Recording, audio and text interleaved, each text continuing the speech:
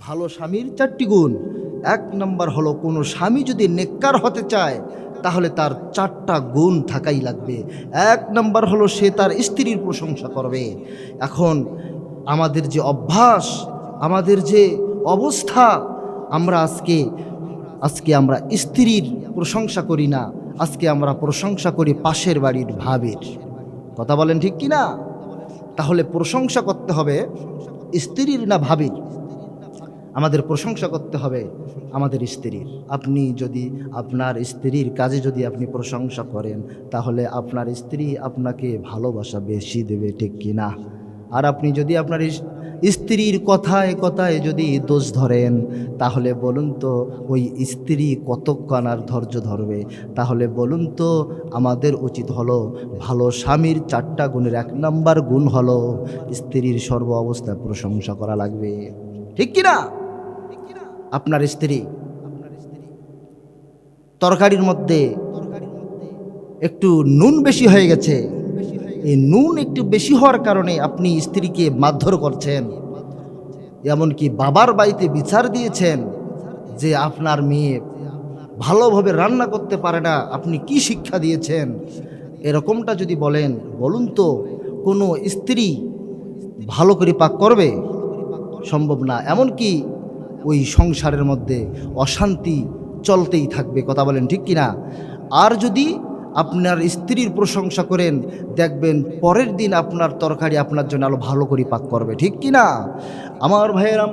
তাহলে 2 নম্বর, যে স্বামী ভালো হবে, 2 নম্বর তার ভালো গুণটি হলো স্ত্রীর দোষ ঢেকে রাখবে।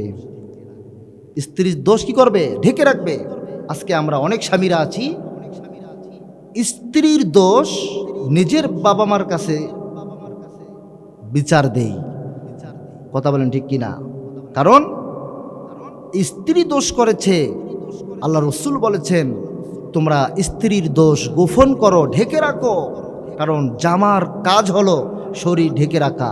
এখন কোনো স্বামী যদি তার স্ত্রীর জামা ঢেকে না রেখে তার স্ত্রীকে যদি বলে তুমি কাপড় ছেড়ে দাও, এই অবস্থায় চলো, তাহলে মানুষ কি করবে? দেখবে কি দেখবে না?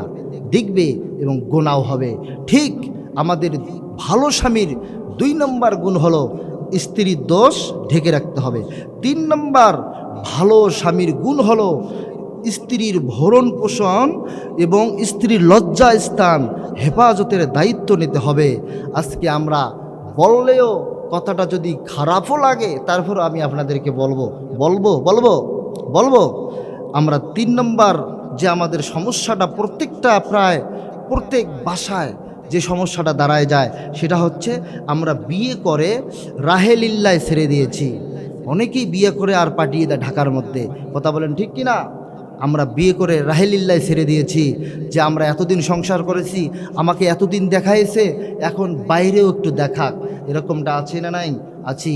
তা যে সমস্ত সংসারগুলোতে, যে সমস্ত ফ্যামিলিগুলোতে স্বামী স্ত্রীর মধ্যে ভালোবাসা বেশি নেই, স্বামী স্ত্রীর মধ্যে মহব্বত কম, দেখবেন ম্যাক্সিমাম ওই স্বামীগুলো কি করে?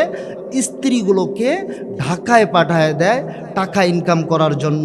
আপনারা বলুন, যে স্ত্রী বাসার ভিতরে থাকার কথা, ঘরের ভিতরে থাকার কথা, সেই স্ত্রীগুলোকে যখনই আপনি বা ঘরের বাইরে করেছেন, তখনই আপনি ধ্বংস হয়েছেন। কথা বলেন ঠিক কিনা? যাই হোক, 4 নম্বর যে গুণটি স্বামীর থাকা দরকার, সেটি হলো স্ত্রীর মা বাবাকে সম্মান করতে হবে। কি করতে হবে? স্ত্রীর মা বাবাকে সম্মান করতে হবে। আজকে নিজের বাবা নিজের মার খবর নাই, কিন্তু স্ত্রীর মা বাবা অর্থাৎ শ্বশুর এবং শাশুড়িকে আব্বু আর আম্মু ছাড়া ডাকেই না। এরকম কপাল পরা আছে না নাই? কথা বলেন ঠিক কিনা?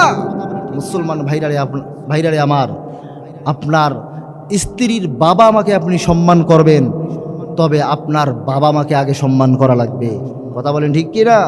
আপনার বাবাকে আপনি বাবা বলে ডাকবেন, আপনার বাবার কলিজা ঠান্ডা হয়ে যাবে। আপনার মাকে আপনি মা বলে ডাকবেন, আপনার মায়ের কলিজা ঠান্ডা হয়ে যাবে। কিন্তু আপনার বাবাকে আপনি বাবা বলেন না, আপনার মাকে আপনি মা বলেন না, কিন্তু আপনার স্ত্রীর বাবা আমার জন্য আপনি ফলমূল নিয়ে যান, আব্বু আম্মু বলে ডাক মারেন। এর মতো কপাল পরা সারা জাহানে পাওয়া যায় না, ঠিক কিনা? মুসলমান ভাইরারে আমার, এই জন্য ভালো স্বামীর 4টা গুণের, এই 4টা গুণ যাদের ভিতরে থাকবে সে প্রকৃত ভালো স্বামী। আমরা সকলেই 4টা গুণ আমল করার চেষ্টা করব ইনশাআল্লাহ।